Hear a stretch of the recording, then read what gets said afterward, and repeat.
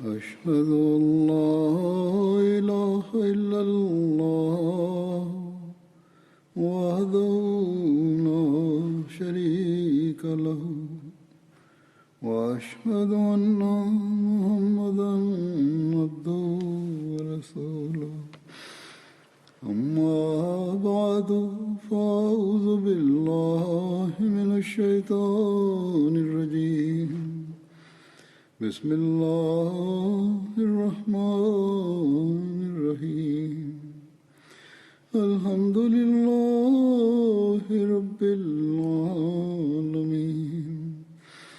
الرحمن الرحيم مالك يوم الدين إياك نعبد وإياك نستعين اهدنا الصراط المستقيم صراط الذين أنعمت عليهم غير المغضوب عليهم ولا الضالين.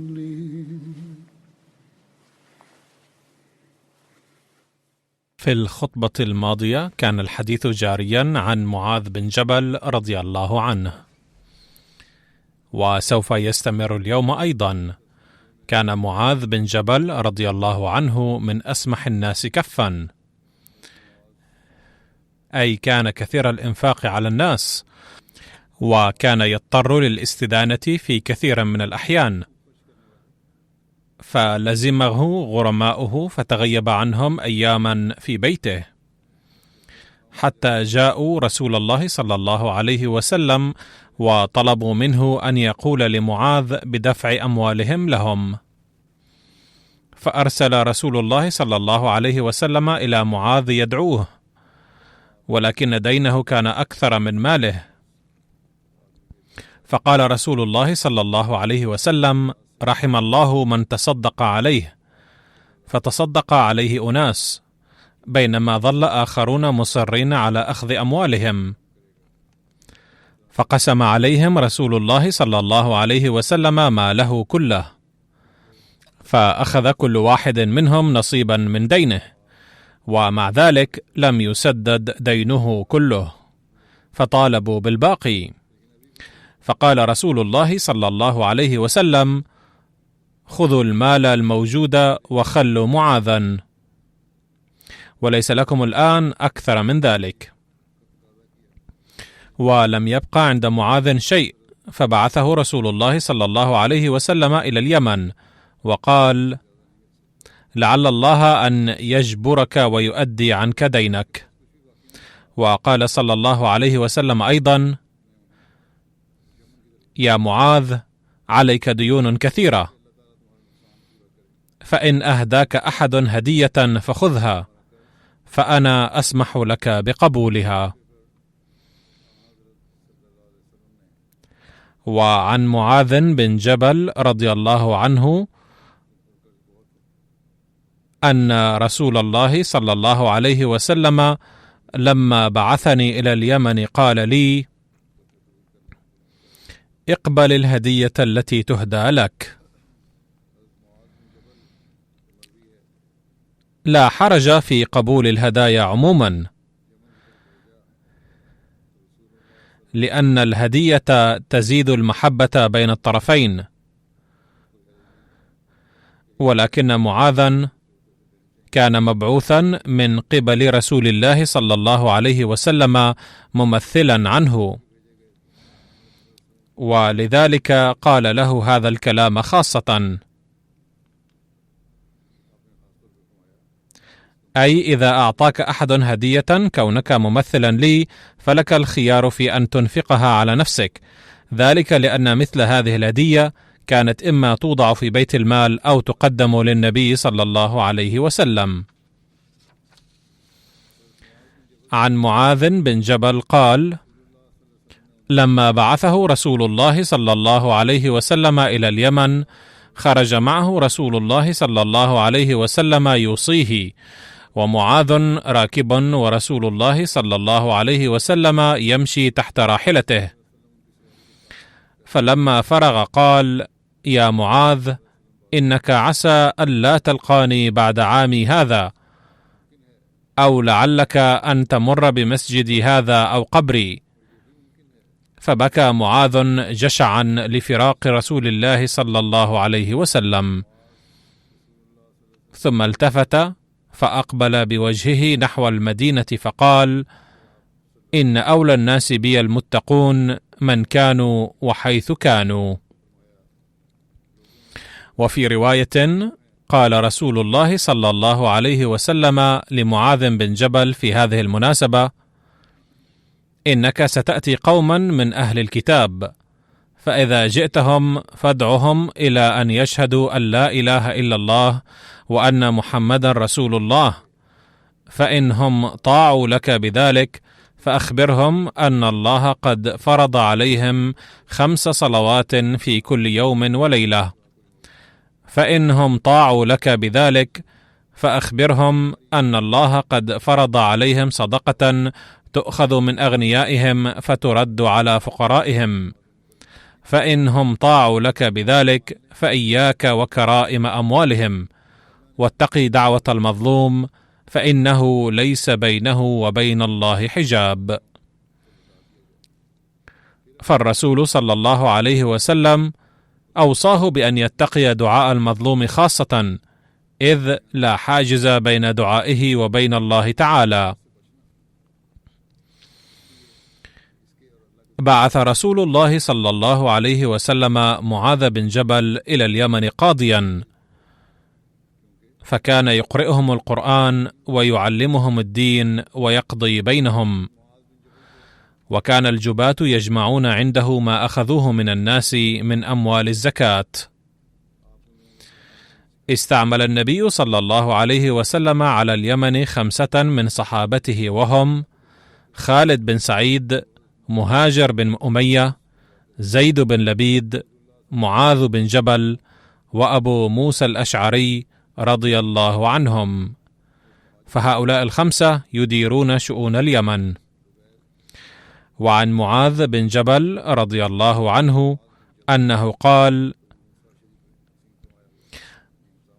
بعثني النبي صلى الله عليه وسلم إلى اليمن لجمع الزكاة، وأمرني أن آخذ من كل 30 من البقر بقرة تبيعا أو تبيعة، أي ما كان سنه سنة، ومن كل 40 بقرة مسنة، أي ما كان سنه 2 ومن كل حالم أي شخص بالغ دينارا، أو عدله معافر.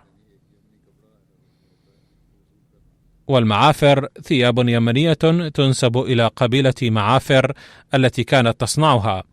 هذه الرواية من مسند أحمد بن حنبل. وقال العلامة ابن إسحاق: بعث معاذ بن جبل إلى اليمن وفي رجله عرج، فصلى بالناس فبسط رجله، أي مدها في الصلاة إلى الأمام أو إلى اليمين حسب وضعه، فبسط القوم أرجلهم مثله، فلما فرغ من صلاته قال: قد أحسنتم، أي قد أحسنتم إذ صنعتم مثل ما صنعت، ولكن لا تعودوا لمثل ذلك، فإني إنما بسطت رجلي في الصلاة لأني اشتكيتها. أي أن تقليدكم لي فيما فعلت في الصلاة نموذج جيد للطاعة وجدير بالإشادة، إذ يجب طاعة الإمام هكذا طاعة كاملة، ولكني مضطر لفعل ذلك، وهذا ليس من السنة، فمن لم يكن عنده اضطرار فعليه أن يصلي على الطريقة الصحيحة التي أمر الله بها، وكما هي سنة رسول الله صلى الله عليه وسلم. قام معاذ رضي الله عنه بالتجارة بأموال بيت المال، وسدد بأرباحها ديونه. كان معاذ أول من تجر في مال الله تعالى، وقبل هدايا الناس بإذن من رسول الله صلى الله عليه وسلم، حتى صارت عنده 30 من الغنم. لا جرم أن هذا الإذن الذي أعطاه النبي صلى الله عليه وسلم للتجارة بأموال بيت المال كان من أجل تسديد دينه، فكان يسدد ديونه بما يربح من هذه التجارة، أو من الممكن أنه لم يكن يأخذ أرباح التجارة بهذه الأموال، بل كان يأخذ فقط مالا قليلا من أرباحها نظير ما يبذل عليها من الوقت والجهد،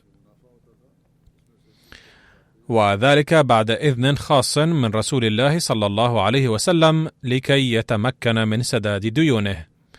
وهذا الأمر الأخير هو الأدعى للقبول، أي أنه كان يأخذ نصيبا من أرباح التجارة التي كان يقوم بها بأموال بيت المال. على كل حال، لم يكن معاذ يفعل ذلك إلا بإذن خاص من رسول الله صلى الله عليه وسلم.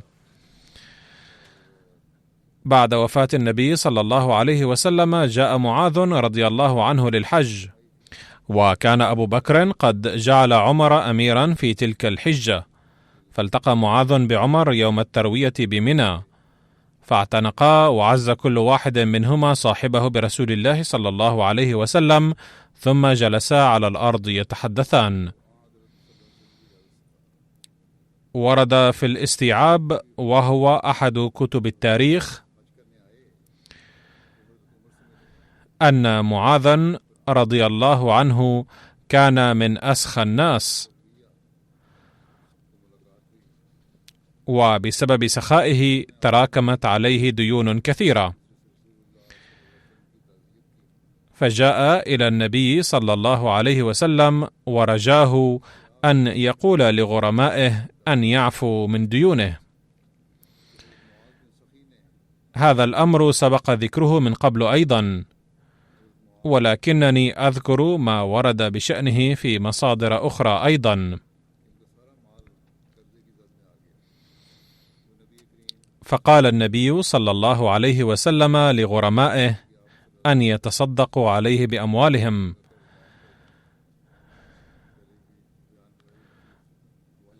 ولكنهم لم يرضوا بذلك،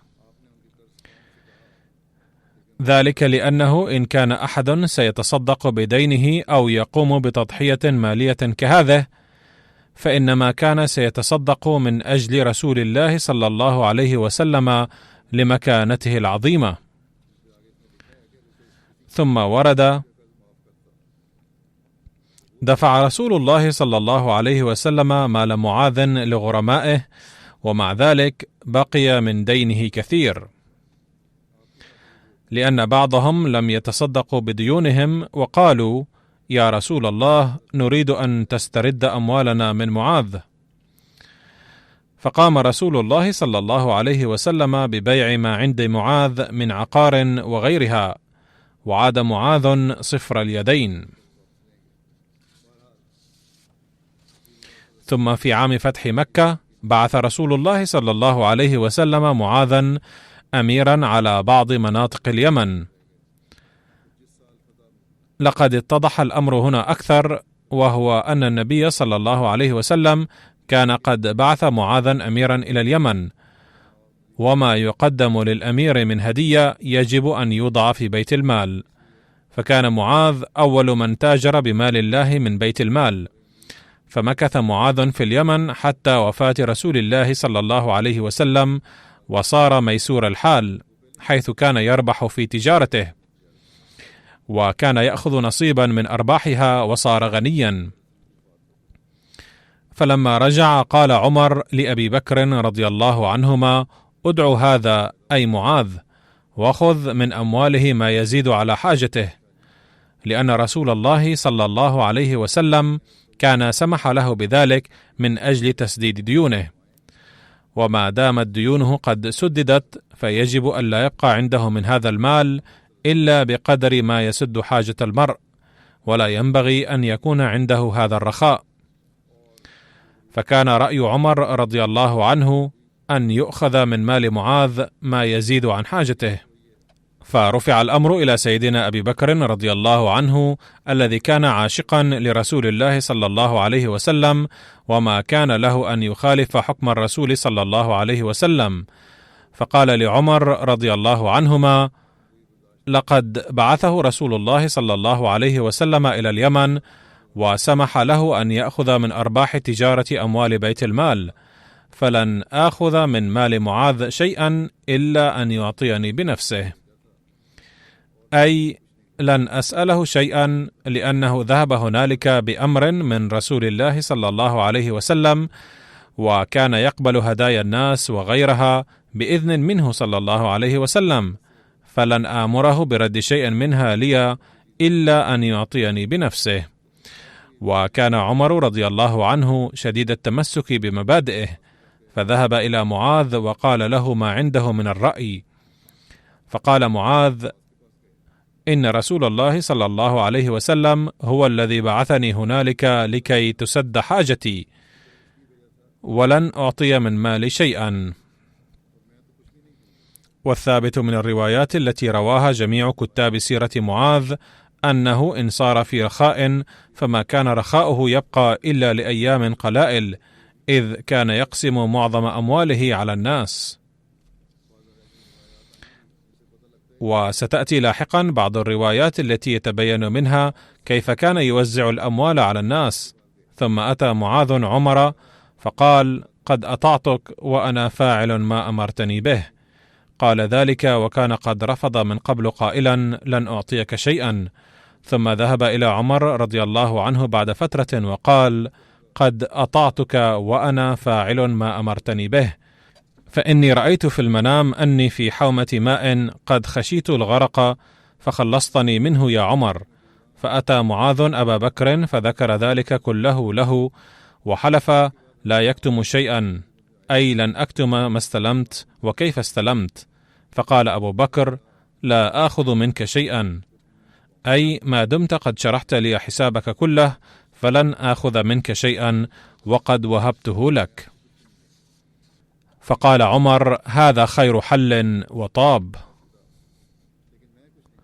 أي لما علم عمر بحكم أبي بكر رضي الله عنه لأنه كان موجودا حينها، فقال: ما دام هذا هو حكم الخليفة وقد أعطى معاذا بنفسه فهذا هو أفضل حل. وقبل عمر قرار الخليفة بطيب الخاطر وبكامل الطاعة، فلم يعترض عمر رضي الله عنه على أنه لماذا أعطي معاذ المال، بل كان يقصد أن ينفذ حكم الخليفة بعد وفاة النبي صلى الله عليه وسلم. هل يجوز لمعاذ إنفاق هذا المال لنفسه أم لا، أو هل يجوز له اقتناؤه أم لا؟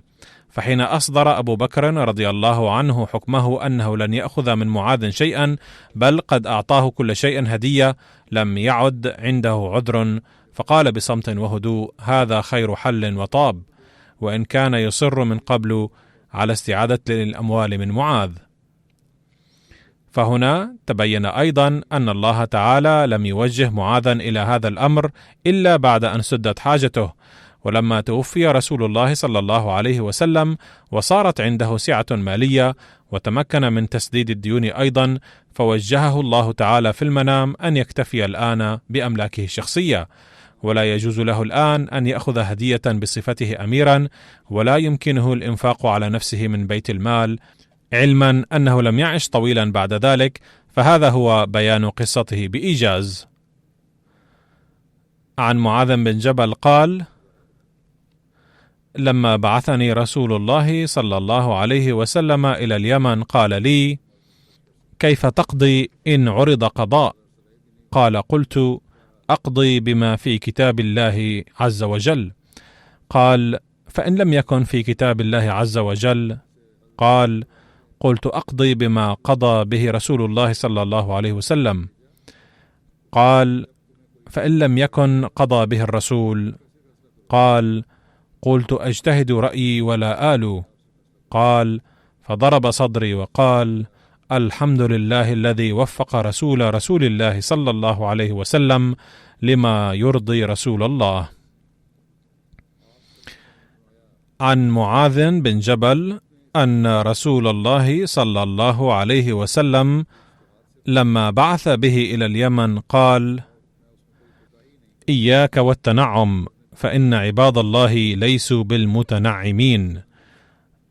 لقد تبين الموضوع أكثر من هذا الحديث، أن ما كان عند معاذ من الهدايا ومال التجارة كان قد سمح له بحيازته لتسديد الديون فقط، وإلا كان النبي صلى الله عليه وسلم يعرف أن معاذا جواد كريم وسينفقها على الفقراء فحسب. ومع ذلك نصحه بأنه لم يأذن له باقتناء تلك الأموال ليعيش عيش التنعم، بل لقضاء حاجته فقط، ونصحه صلى الله عليه وسلم باجتناب عيش الرفاهية والتنعم. عن معاذ قال: آخر ما أوصاني به رسول الله صلى الله عليه وسلم حين وضعت رجلي في الغرز: أحسن خلقك للناس يا معاذ بن جبل. أقول: انظروا إلى المسلمين اليوم كيف يعاملون الناس وهم يحتفلون بمولد النبي صلى الله عليه وسلم. الأصل في الاحتفال بمولده صلى الله عليه وسلم هو العمل بنصائحه والتأسي بأسوته صلى الله عليه وسلم. عندما بعث النبي صلى الله عليه وسلم معاذا أميرا على اليمن، بين مرتبته بقوله: إني بعثت لكم خير أهلي. عن بن أبي نجيح قال: كتب رسول الله صلى الله عليه وسلم إلى أهل اليمن وبعث إليهم معاذا: إني قد بعثت عليكم من خير أهلي، والي علمهم والي دينهم. وفي رواية مسند أحمد بن حنبل عن معاذ قال: أوصاني رسول الله صلى الله عليه وسلم ب10 كلمات، قال: لا تشرك بالله شيئا، وإن قتلت وحرقت، ولا تعقن والديك، وإن أمراك أن تخرج من أهلك ومالك، ولا تتركن صلاة مكتوبة متعمدا.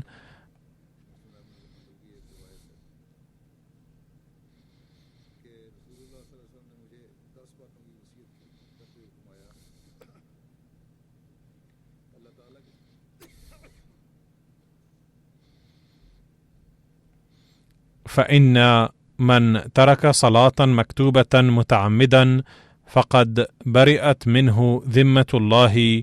ولا تشربن خمرا، فإنه رأس كل فاحشة. وإياك والمعصية، فإن بالمعصية حل سخط الله عز وجل. وإياك والفرار من الزحف، وإن هلك الناس. وإذا أصاب الناس موتان وأنت فيهم، فاثبت وأنفق على عيالك من طولك، ولا ترفع عنهم عصاك أدبا، وأخفهم في الله. وعن ابن عمر رضي الله عنه أن النبي صلى الله عليه وسلم قال لمعاذ ما مفاده: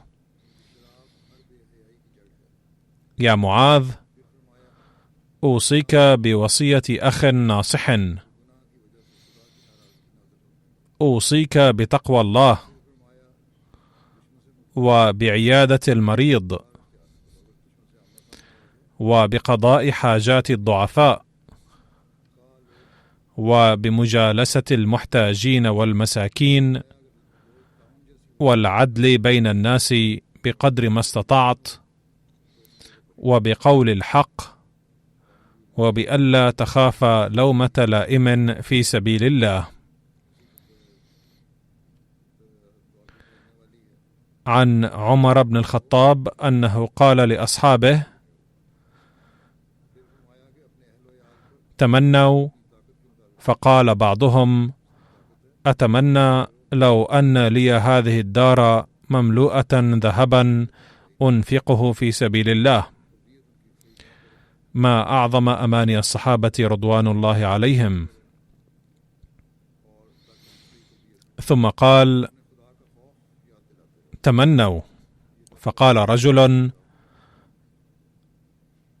أتمنى لو أنها مملوءة لؤلؤا وزبرجدا وجوهرا فأنفقه في سبيل الله وأتصدق به. فقال عمر: تمنوا. فقالوا: ما ندري ما نتمنى يا أمير المؤمنين. فقال عمر: أنا أتمنى لو أنها مملوءة رجالا مثل أبي عبيدة بن الجراح ومعاذ بن جبل وسالم مولى أبي حذيفة وحذيفة بن اليمان. لقد ذكرت هذه القصة من قبل، وقد ذكرتها الآن أيضا في بيان سوانح معاذ بن جبل رضي الله عنه. مكث معاذ في اليمن من عام 9 هجرية إلى عام 11 من الهجرة. وورد أن عمر رضي الله عنه أخذ 400 دينار، فقال لغلام: اذهب بها إلى أبي عبيدة بن الجراح. لقد ذكرت هذه الرواية في إحدى الخطب من قبل أيضا في بيان سوانح أبي عبيدة بن الجراح، ولكن كانت لها بقية وسأسردها الآن. ثم تله ساعة في البيت حتى تنظر ما يصنع. قال: فذهب بها الغلام فقال: يقول لك أمير المؤمنين خذ هذه. فقال: وصله الله ورحمه. ثم قال: تعالي يا جارية، اذهبي بهذه 7 إلى فلان وبهذه 5 إلى فلان حتى أنفدها. فرجع الغلام إلى عمر وأخبره، فوجده قد أعد مثلها لمعاذ بن جبل، فأرسله بها إليه. فقال معاذ: وصله الله، يا جارية اذهبي إلى بيت فلان بكذا ولبيت فلان بكذا. فاطلعت امرأة معاذ فقالت: ونحن والله مساكين فأعطنا. ولم يبقى في الخرقة إلا ديناران، فدحى بهما إليها. من هنا يتضح أيضا ما سبق بشأن حيازة معاذ الأموال والهدايا. ورجع الغلام فأخبر عمر فسر بذلك، وقال: إنهما إخوة بعضهم من بعض، أي أبو عبيدة ومعاذ مشتركان في عادة الإنفاق. عن شريح بن عبيد وراشد بن سعد وغيرهما قالوا: لما بلغ عمر بن الخطاب سرغ، وهو اسم إحدى القرى في وادي تبوك، قيل له أن بالشام وباء شديدا. قال: بلغني أن شدة الوباء بالشام، فقلت: إن أدركني أجلي وأبو عبيدة بن الجراح حي استخلفته، فإن سألني الله عز وجل لما استخلفته على أمة محمد، قلت: إني سمعت رسولك يقول: إن لكل نبي أمينا، وأميني أبو عبيدة بن الجراح. وقد ذكرت هذه الرواية من قبل أيضا، فأنكر القوم ذلك وقالوا: ما بال علياء قريش، يعنون بني فهر. ثم قال عمر: وإن أدركني أجلي وقد توفي أبو عبيدة استخلفت معاذا بن جبل، فإن سألني ربي عز وجل لما استخلفته، قلت: سمعت رسولك صلى الله عليه وسلم يقول: إنه يحشر يوم القيامة بين يدي العلماء نبذة. فهذه مكانته السامية بين العلماء.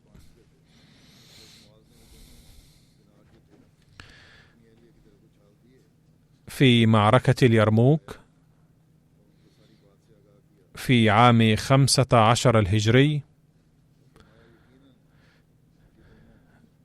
جعل سيدنا أبو عبيدة معاذ بن جبل على الميمنة، وهي الجزء الأيمن من قائد الجيش. وكان هجوم النصارى قويا جدا لدرجة انشقت ميمنة المسلمين عن الجيش وتشتت الناس. فلما رأى ذلك سيدنا معاذ أبدى منتهى الشجاعة والثبات، ونزل عن فرسه وقال: الآن سوف أقاتل راجلا وإذا كان أي شجاع يستطيع أن يؤدي حق هذا الفرس فهو له. وكان ابنه أيضا شريكا في المعركة، فتقدم وقال: أنا سوف أؤدي حقه لأني أستطيع أن أقاتل راكبا أفضل. ثم شق الأب والابن كلاهما جيش الرومان، وقاتلا بشجاعة حتى استعاد المسلمون الذين كانوا تشتتوا همتهم وثبتوا، وزالت حالة الخوف، فهزموا جيش العدو ومكنا المسلمين من الانتصار.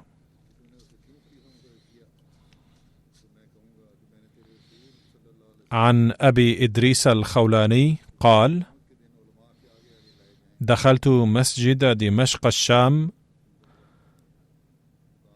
فإذا أنا بفتى براق الثنايا، وإذا الناس حوله إذا اختلفوا في شيء أسندوه إليه وصدروا عن رأيه، فسألت عنه فقيل: هذا معاذ بن جبل.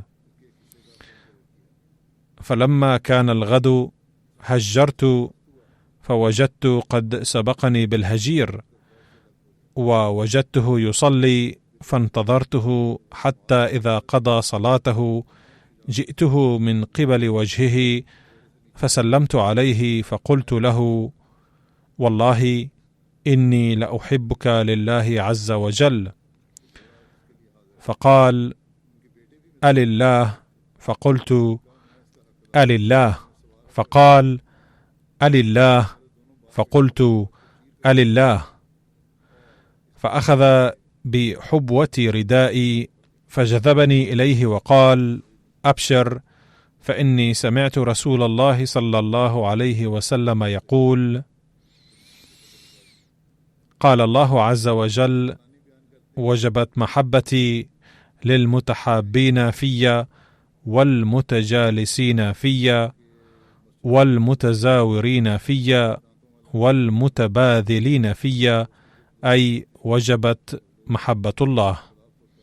مسند أحمد بن حنبل. في رواية أنه كانت لمعاذ بن جبل زوجتان، وكان من عدله أنه إذا كان في بيت إحداهما لم يكن يشرب من بيت الأخرى. وفي رواية أنه إذا كان عند إحداهما لم يكن ليتوضأ في بيت الأخرى، فماتتا في الشام بالوباء، فدفنتا في قبر واحد.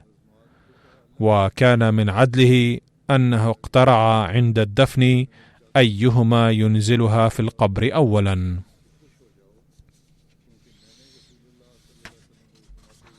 وهناك رواية أخرى في سير الصحابة أنه كانت لدى سيدنا معاذ زوجتان، فماتتا كلتاهما في طاعون عمواس. وكان ابنه عبد الرحمن الذي كان شريكا في معركة اليرموك مع والده معاذ رضي الله عنه قد مات هو الآخر في طاعون عمواس. عندما توفي سيدنا أبو عبيدة بطاعون في عمواس،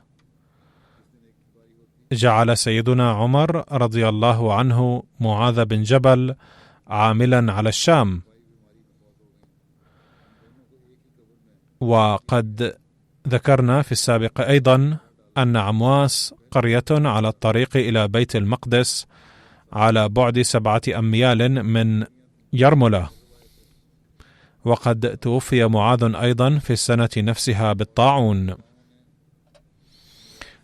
عن كثير بن مرة عن معاذ بن جبل قال: قال لنا معاذ في مرضه: قد سمعت من رسول الله صلى الله عليه وسلم شيئا كنت أكتمكموه. سمعت رسول الله صلى الله عليه وسلم يقول: من كان آخر كلامه لا إله إلا الله وجبت له الجنة. وفي رواية أخرى أنه كتمهم هذا الحديث لئلا يتكلوا عليه ويتركوا العمل. حين تفشى الطاعون في الشام أصيب به سيدنا معاذ بن جبل أيضا، فأغمي عليه لشدة المرض، ولما أفاق قال: يا الله، صلت علي حزنك، فبعزتك أنك تعرف أني أحبك. ثم أغمي عليه، ولما أفاق قال ذلك مرة أخرى. لما قرب أجل سيدنا معاذ بن جبل قال: انظروا هل أصبحتم؟ قيل لا. حتى حين أصبحوا قيل له: نعم، قد طلع الصباح. فقال سيدنا معاذ: أعوذ من ليلة يسوق صباحها إلى جهنم، وأرحب بالموت، وإني أرحب بالحبيب الذي يأتي بعد مدة. يا ربي، أنت تعرف أني أخشاك، لكنني اليوم أرجوك، فلا أحب الدنيا والحياة الطويلة لأشق فيها الأنهار وأزرع الأشجار، وإنما لكي أتحمل الظمأ ظهرا وآلام الأوضاع وأجالس العلماء الذين يذكرونك. ثم في رواية أنه حين دنا أجل سيدنا معاذ بن جبل بدأ يبكي، فقيل له: لماذا تبكي؟ فأنت من أصحاب النبي صلى الله عليه وسلم. فقال: أنا لا أبكي بسبب الموت، ولا لأني أترك الدنيا ورائي، وإنما أبكي لأنه سيكون هناك فريقان، فريق في الجنة وفريق في النار، ولا أعرف مع من سأحشر، إنما أخاف الله، ولذا أبكي. وفي مسند أحمد أنه قال معاذ بن جبل: سمعت رسول الله صلى الله عليه وسلم يقول: ستهاجرون إلى الشام فيفتح لكم، ويكون فيكم داء كالدمل أو كالحرة، يأخذ بمراق الرجل، يستشهد الله به أنفسهم ويزكي بها أعمالهم. اللهم إن كنت تعلم أن معاذ بن جبل سمعه من رسول الله صلى الله عليه وسلم فأعطه هو وأهل بيته الحظ الأوفر منه. هذا ما قال رضي الله عنه. فأصابهم الطاعون فلم يبقى منهم أحد، فطعن في أصبعه السبابة، فكان يقول: ما يسرني أن لي بها حمر النعم. وفي تاريخ الطبري أن دملا ظهر في راحة يده، وكان ينظر إليها ثم يقبل ظهرها ويقول: لا أحب أن يكون لي شيء من الدنيا مقابلك.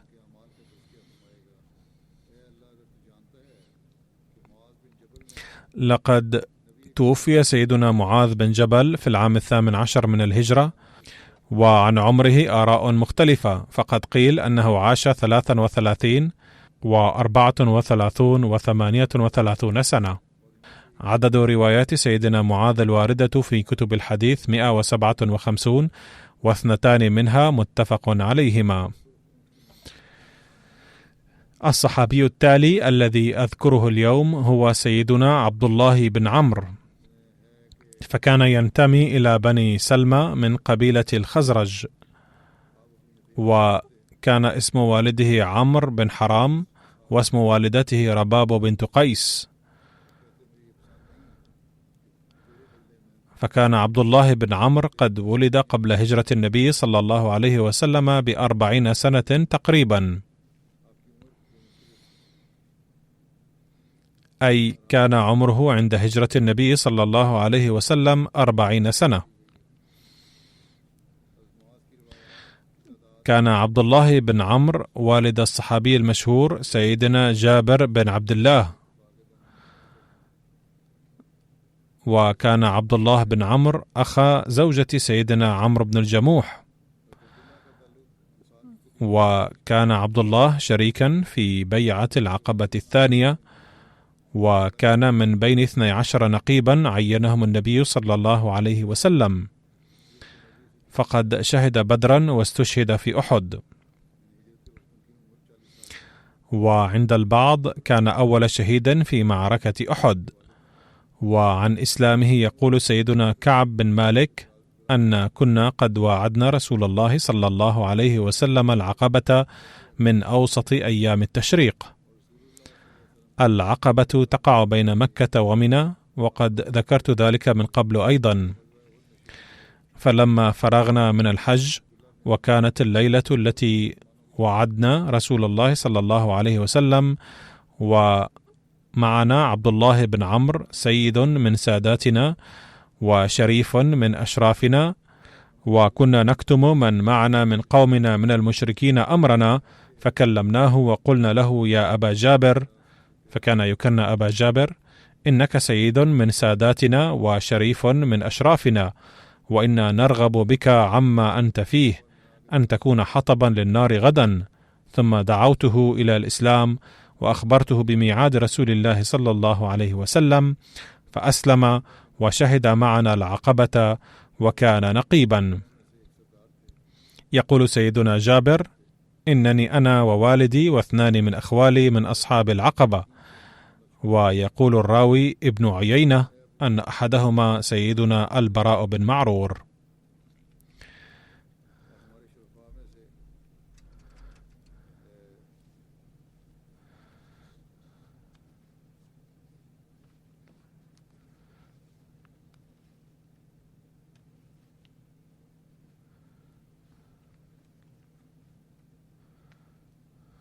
قد بينت لكم تفصيل العقبة الثانية مما ورد في كتاب سيرة خاتم النبيين ضمن ذكر أحد الصحابة بل اثنين منهم، وأكرر هنا قليلا وأقدم مما ورد في كتاب سيرة خاتم النبيين عن بيعة العقبة الثانية ما يتعلق بسيدنا عبد الله بن عمرو.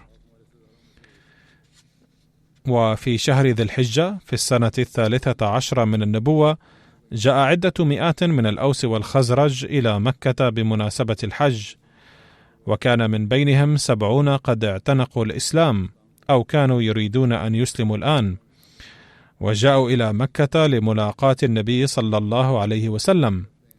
وفي هذه المناسبة كانت ثمة حاجة للقاء الجماعي في العزلة،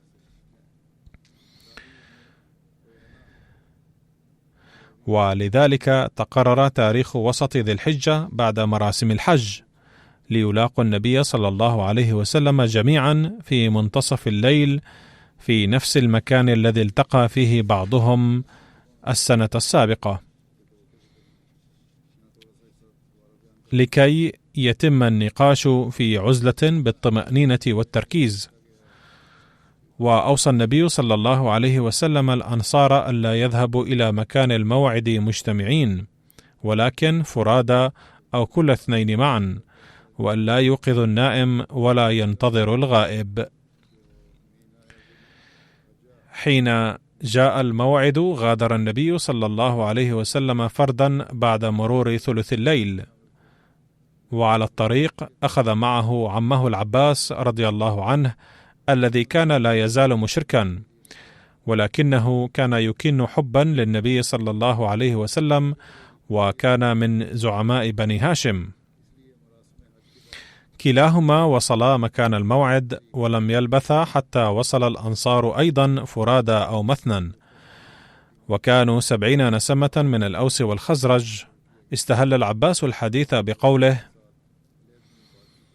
يا معشر الخزرج، إن محمدا كريم وحبيب في أسرته، وأسرته حفظته إلى الآن، وكانت له وقاية مقابل كل عدو،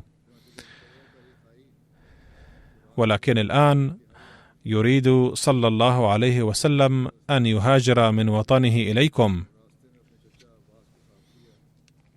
فإن كنتم ترون أنكم وافون له بما دعوتموه إليه ومانعوه ممن خالفه فأنتم وما تحملتم من ذلك، وإن كنتم ترون أنكم مسلموه وخاذلوه بعد الخروج به إليكم فمن الآن فدعوه. فأجابه البراء بن معرور الذي كان رجلا مسنا وصاحب نفوذ بين الأنصار: قد سمعنا ما قلت، فتكلم يا رسول الله، فخذ لنفسك ولربك ما أحببت.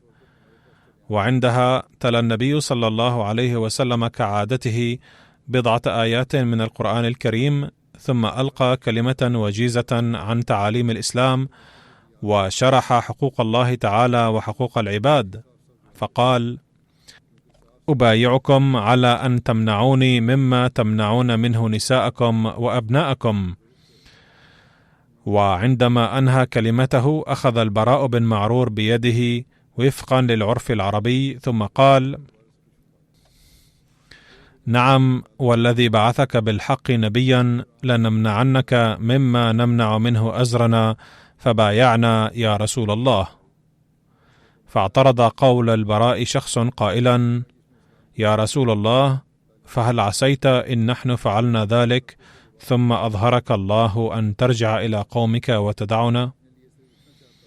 فتبسم رسول الله صلى الله عليه وسلم ثم قال: بل الدم الدم والهدم الهدم، أنا منكم وأنتم مني، أحارب من حاربتم وأسالم من سالمتم. وعلى هذا استدار العباس بن عبادة نحو رفاقه وقال: هل تدرون ما معنى هذا الميثاق والتعاهد؟ هو أن تكونوا جاهزين للحرب مع الأحمر والأسود من الناس، وتستعدوا لتقديم كل تضحية.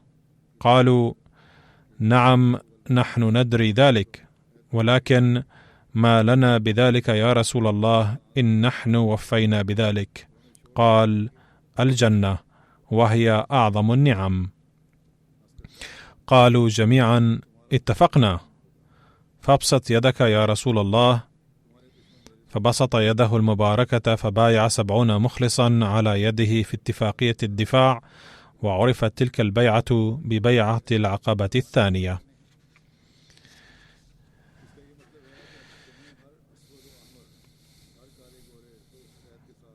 وبعد البيعة قال لهم النبي صلى الله عليه وسلم: اختار موسى عليه السلام من قومه 12 نقيبا كانوا يشرفون على قومهم ويحفظونهم، فأخرجوا إلي منكم 12 نقيبا ليشرفوا على قومهم ويحفظوهم، وهم سيكونون لي مثل الحواريين لعيسى بن مريم، ومسؤولين أمامي عن قومهم.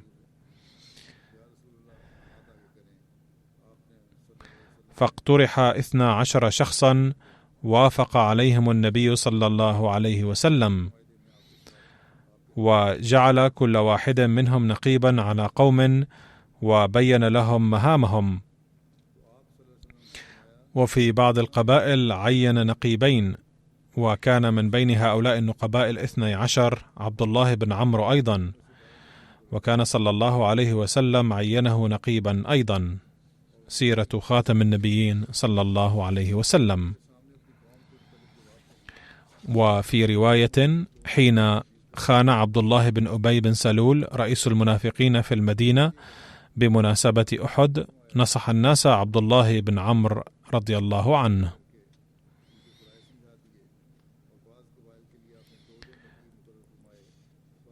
وعن جابر بن عبد الله رضي الله عنه قال: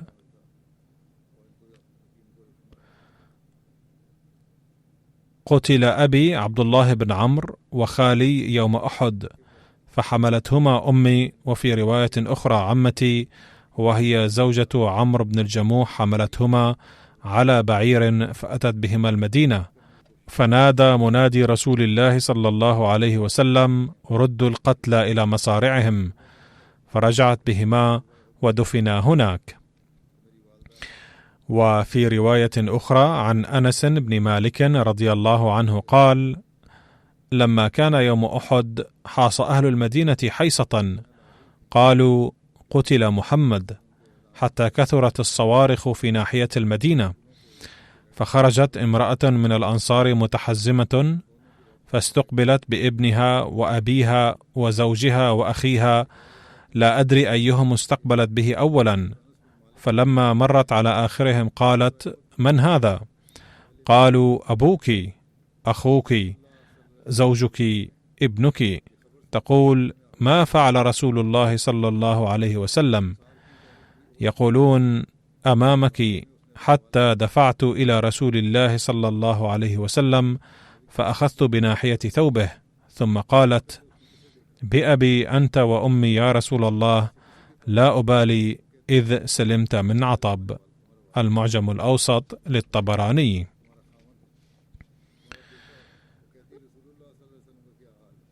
كان الخليفة الرابع رحمه الله تعالى قبل خلافته بسنتين أو 3 يلقي خطابات في الجلسة السنوية حول سيرة النبي صلى الله عليه وسلم في الغزوات، وفيها ذكر مرة عبد الله بن عمرو أيضا أسرده عليكم هنا. كانت أخت عبد الله بن عمرو رضي الله عنه، وهي زوجة عمرو بن الجموح رضي الله عنه أيضا، مشغوفة بحب النبي صلى الله عليه وسلم مثل أخيها. لقد توفي في هذه الحرب زوجها وأخوها وابنها، ولكن فرحها بسلامة النبي صلى الله عليه وسلم غلب جميع همومها هذه. قالت عائشة الصديقة رضي الله عنها: خرجت في نسوة أستروح الخبر، حتى لقيت في الطريق هند بنت عمرو زوجة عمرو بن الجموح تسوق بعيرا لها إلى المدينة، فسألتها: عندك الخبر؟ فما ورائك؟ فقالت هند: خيرا، أما رسول الله صلى الله عليه وسلم فصالح، فإذا وقع نظري على بعير عليه حمل. فقلت: من هؤلاء؟ قالت: نعش زوجي عمرو بن الجموح، ونعش أخي عبد الله بن عمرو، ونعش ابني خلاد. قالت ذلك ثم توجهت إلى المدينة، ولكن بعيرها برك ولم يعد يمشي بأية وسيلة، فحين أنكر التوجه إلى المدينة وجهته راجعة إلى أحد فأسرع فرحا. هنا هذه كانت حالة حب هذه المرأة للنبي صلى الله عليه وسلم. وهناك كان النبي صلى الله عليه وسلم يقول للصحابة: ابحثوا عن نعش عمرو بن الجموح ونعش عبد الله بن عمرو، سيدفنان معا، لأنهما كانا يحبان بعضهما البعض. كان النبي صلى الله عليه وسلم أيضا يهتم بهما جدا. ورد في رواية أن عبد الله بن عمرو لما أراد أن يخرج إلى أحد دعا ابنه جابرا فقال: يا بني، إني لا أراني إلا مقتولا في أول من يقتل، وإني والله لا أدع بعدي أحدا أعز علي منك غير نفس رسول الله صلى الله عليه وسلم، وإن علي دينا فاقضي عني ديني، واستوصي بأخواتك خيرا. قال: فأصبحنا، فكان أول قتيل جدع أنفه وأذنيه. قال جابر بن عبد الله: لما جاء النبي صلى الله عليه وسلم لدفن شهداء أحد قال: ادفنوهم في دمائهم وثيابهم، فأنا شهيد على هؤلاء، فإنه ليس جريح يجرح في سبيل الله إلا جاء وجرحه يوم القيامة يدمى، لونه لون الدم وريحه ريح المسك. السنن الكبرى. أي إنهم مقبولون عند الله تعالى، فلا حاجة لغسلهم وكفنهم، تكفيهم ثيابهم. عن جابر بن عبد الله رضي الله عنهما قال: كان النبي صلى الله عليه وسلم يجمع بين الرجلين من قتلى أحد في ثوب واحد، ثم يقول: أيهم أكثر أخذا للقرآن؟ فإذا أشير له إلى أحدهما قدمه في اللحد، أي كان العالمون بالقرآن يدفنون أولا.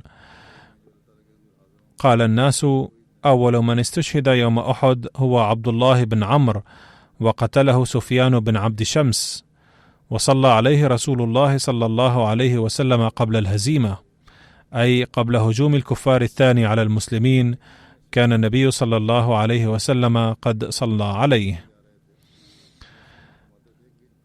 قال رسول الله صلى الله عليه وسلم: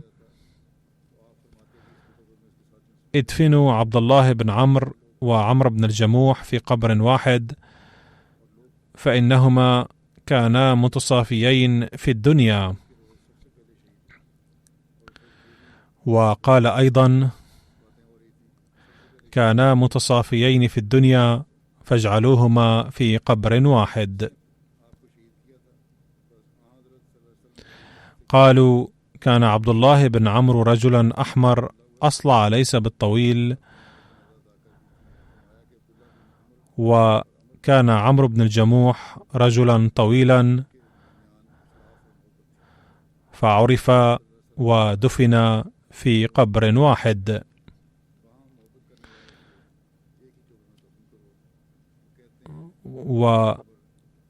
وسوف أتناول